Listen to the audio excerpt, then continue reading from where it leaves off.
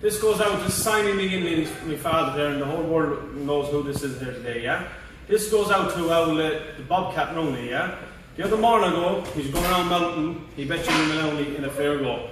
The only man bet Jimmy Maloney was me, Simon Mcginley. Knocked him out in 3 minutes, yeah?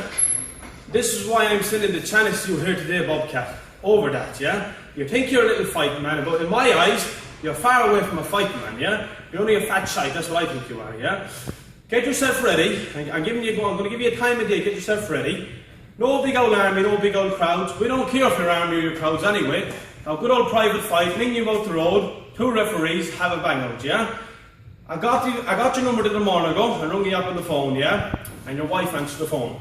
You said you weren't going to be back till about an hour, yeah? I rung back in an hour, and you answered the phone then.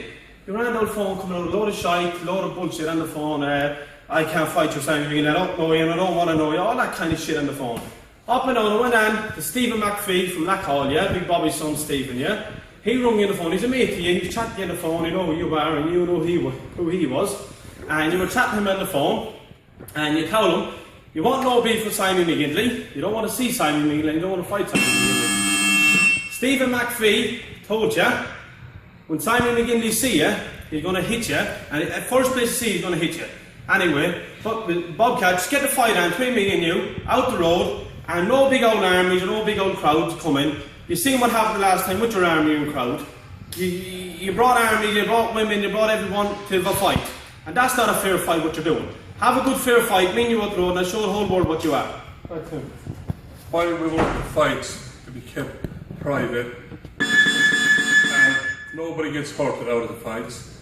We want just one ref, one cameraman with 2 fighters and carry on with the fight, and no big crowds, and then there's no one getting injured or pulling knives or weapons or machetes or daggers.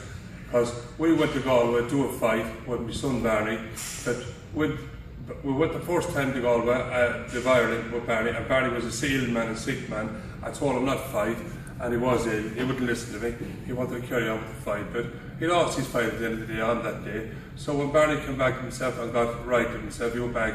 So we landed from Appleby, and we went back into Galway, me and my 5 sons. The rest of my sons wasn't with me, only 5 of them, and my little grandson at 13. Is we approached Galway, did the fair fight.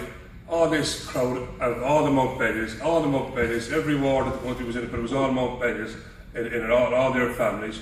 And then we had the fair fight with them, plus we won the fight on that day, and then they carried out weapons and machetes and knives and daggers. And then when we took into them in a rough fight in the site, a lot of them got took out for the gate in the site. Plus as they were going out the gate, there was a large crowd of the wards in it, an awful lot of them in it, and they all jammed at the gate going out.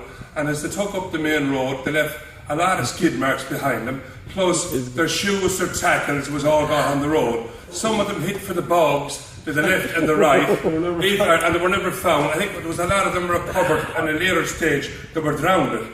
And I got my son out of the police, the Garda station, and I head back over there and I had a good drink in the bowl. But we came back with our title from Galway. That's just of all the Mountbelly wards. And the Greyhound Paddy was cut down the road running with the ladders, trying to get into the police station. So my son Barney won his title back. We went to Galway, as he said we were going to it. And if I said I'm going to fight men, me and my sons, we are going. We are not backing out.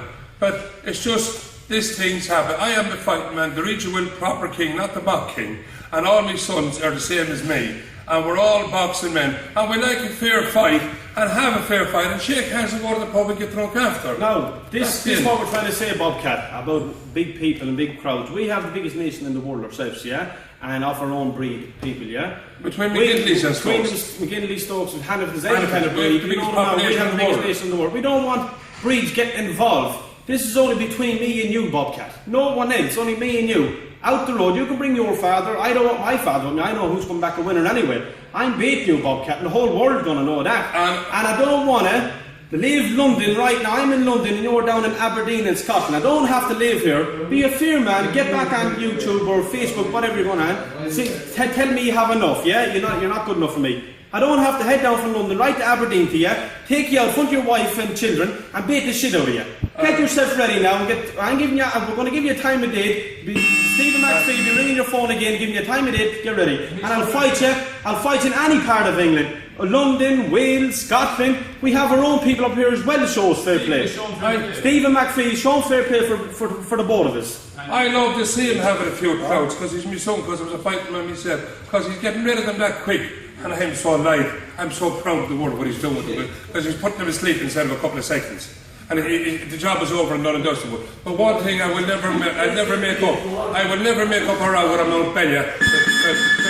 And a Mount Bellier will never talk to me or my sons. Not the Mount Belliers. Well, whatever with the two words, yeah, they're all right. But not a Mount Bellier will never put a foot in my door, or till we get revenge off them. Now, Bobcat, you see, you hear no more of me till I meet you, or till I give you time of day to fight me. If when I get you, Bobcat, wherever it is, in London or Scotland or Wales, wherever it is, I'm knocking you out. I'm breaking your jawbones. I'm leaving you right off with your big fat belly in you. That's what you are. Well, get the fight on, and you know I'm the young king boy. You know that out there. And I don't give a fucking shit off you, Bobcat. And get the show on the fucking road. Everyone is out there. Get a bit of sports going in this world. You fucking fat shite. Just get down and fight on. That's what we need. We just need it.